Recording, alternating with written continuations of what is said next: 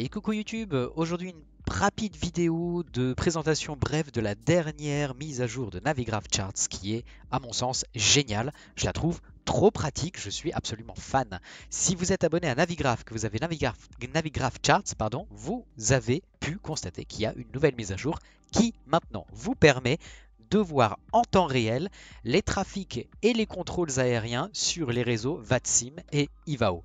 C'est hyper pratique à plus d'un sens. Vous vous rendez dans Navigraph Charts et maintenant vous avez ce nouveau petit bouton ici avec les trois avions. Et donc c'est un bouton qui vous permet d'actionner ou de désactiver l'interface d'affichage en temps réel du trafic et du contrôle aérien. Donc on clique dessus. Online Networks, actuellement c'est encore en bêta mais ça fonctionne du tonnerre. Vous cliquez ici sur le bouton d'allumage ou de désactivation. Alors là, je suis réglé sur VATSIM. Vous voyez, il y a deux réseaux, VATSIM et IVAO. Ici, on a le trafic et l'ATC qui est affiché. Tous les appareils que vous voyez sont des appareils VATSIM. Donc, par exemple, si je prends celui-là, voilà. Lufthansa 616, un Boeing 747-800, on a toutes les infos, le ground speed, le true airspeed, l'altitude, le cap actuel, on a la distance parcourue en nautique, on a le temps de vol restant aussi. Et donc si on clique dessus, on a les infos liées au plan de vol, on a les infos que je viens de vous citer qui sont récapitulées, l'identification et on peut voir le tracé de sa route et le temps depuis lequel il est en ligne. C'est absolument incroyable. C'est ouf.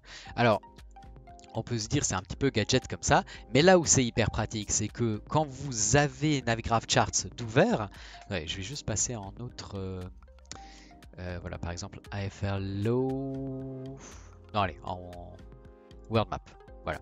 C'est juste, voilà, visuellement c'est un petit peu moins lourd. Donc quand vous êtes sur Navigraph en vol et que vous approchez d'une position, non seulement vous voyez où vous êtes, mais en temps réel bien sûr, ça c'est depuis toujours, mais en plus vous voyez effectivement si à votre destination ou si en route vous allez croiser des contrôleurs qui sont actifs. Donc ici on voit par exemple qu'il y a dans la C1 avion. Voilà. Donc, par exemple, sur Cologne, on a Lucas qui est connecté au sol. On a son niveau sur VATSIM, son temps d'activité et la fréquence, très important bien évidemment, pardon, à laquelle le contacter.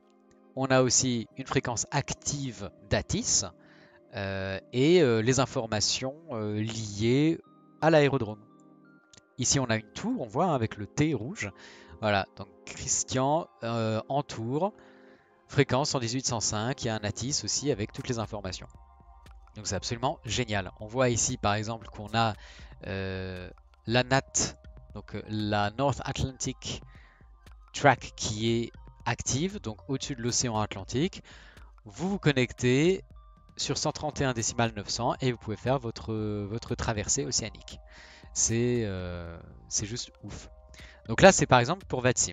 Bon, maintenant, si je veux changer et je veux voir le trafic de IVAO. Et j'ai juste à cliquer, en fait, j'ai même pas besoin de désactiver ici VATSIM. Je clique sur trafic IVAO et hop, là, on a les trafics IVAO d'actifs. Par contre, attention, là, j'ai le trafic IVAO d'actifs. Par contre, j'ai l'ATC de VATSIM qui est affiché. Si je veux avoir l'ATC d'IVAO, pareil, je clique ici. Et là, on voit les activités de contrôle aérien sur le réseau IVAO d'actifs. Et donc là, par exemple, typiquement, on voit Jakarta Radar. Jakarta Radar, si vous êtes dans la zone et que vous voyez en temps réel la position de votre avion approcher des limites de contrôle de Jakarta Radar, eh bien vous savez quand maintenant vous devez vous connecter au 135,900 pour contacter le contrôleur. Et c'est ça à mon sens en fait qui est méga pratique, c'est que maintenant vous n'avez plus besoin de vous rendre sur internet pour vérifier, attention, quand est-ce que finalement j'arrive approximativement sur la zone de contrôle du contrôleur actif. et par rapport aux informations affichées dans le Navigation Display sur votre cockpit. Maintenant, vous pouvez voir vraiment en temps réel, ok, allez, j'approche de cette zone, je vais pouvoir passer sur la fréquence active qui vient. Donc c'est vraiment trop pratique. Au cas où vous ne l'auriez pas capté, je suis fan. Voilà. Donc, bien évidemment, vous pouvez désactiver cette fonctionnalité.